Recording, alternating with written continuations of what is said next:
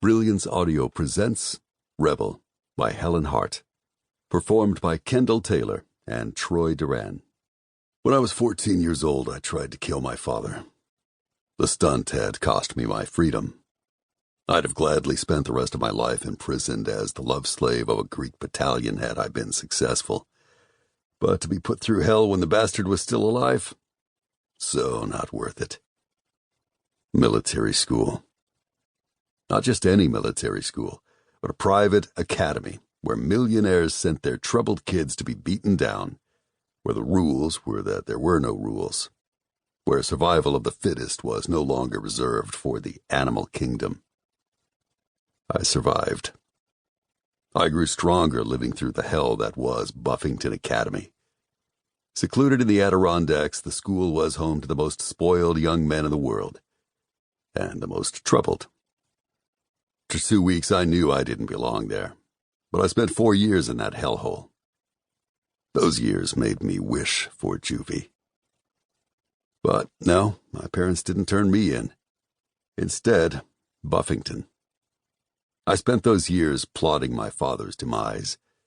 But of course, by the time I turned 18 and released myself, I knew better. I'd learned my lesson. My father wasn't worth it. Trying to take him out had cost me 4 years of my life. Even so, I dreamed of his death. It was no less than he deserved. But when it finally happened, I was totally unprepared.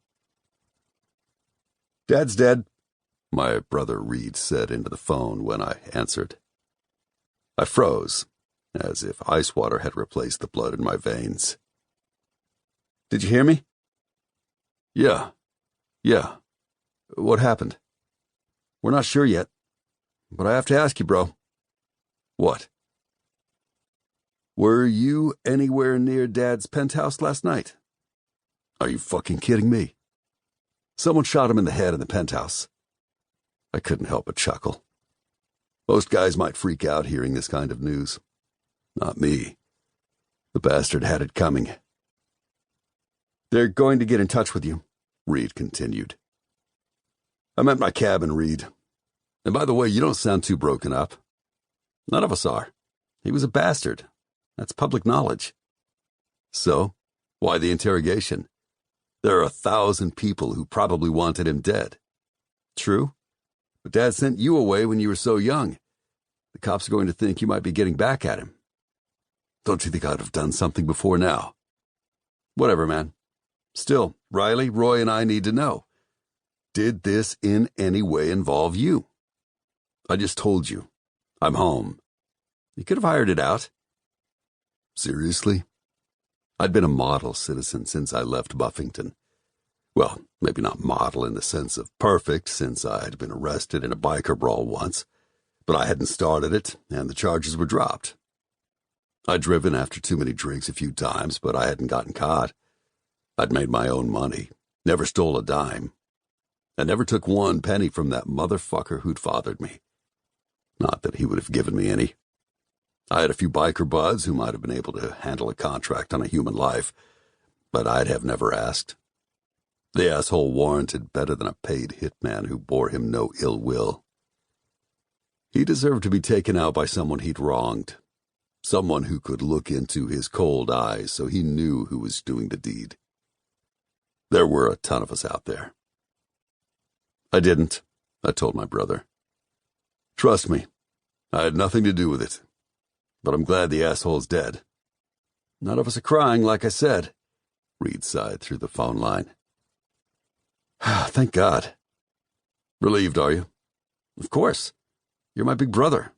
I don't want you rotting in prison for the rest of your life." I hadn't seen my brothers and sister in years. Reed was the only one who kept in touch with me regularly. I heard from Roy and Riley every once in a while.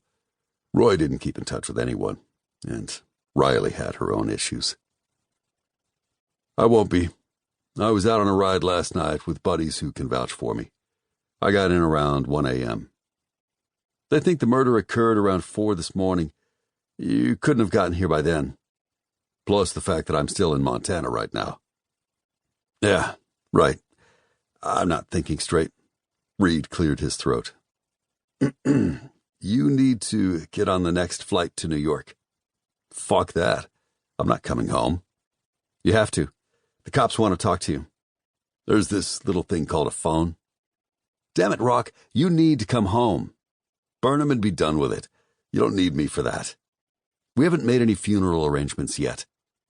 What do you need me for, then? The attorneys are reading Dad's will tomorrow morning. Why the hell should I care? You know he didn't leave me a damned penny. It specifies that we all have to be present. They won't read it without you there. You've got to be kidding me. The bastard was going to rub my nose in it from the grave. All his billions, and I'd get nothing. Not that I cared. Much, anyway. Sorry, Reed said. But it'll be good to see you, bro. I've missed you. Truthfully, I'd missed him as well. He was my youngest brother, and he and I had been close once. Roy, who fell between us, was a classic introvert who'd spent most of his childhood in his room painting or reading. That left Reed to be my primary playmate, even though he was 5 years younger. Riley hadn't come around until I was 8 and Reed was 3. All right, I'll get a flight. I'm one step ahead of you. I'm emailing you your confirmation. Pack a bag. Your flight leaves out of Helena in 3 hours.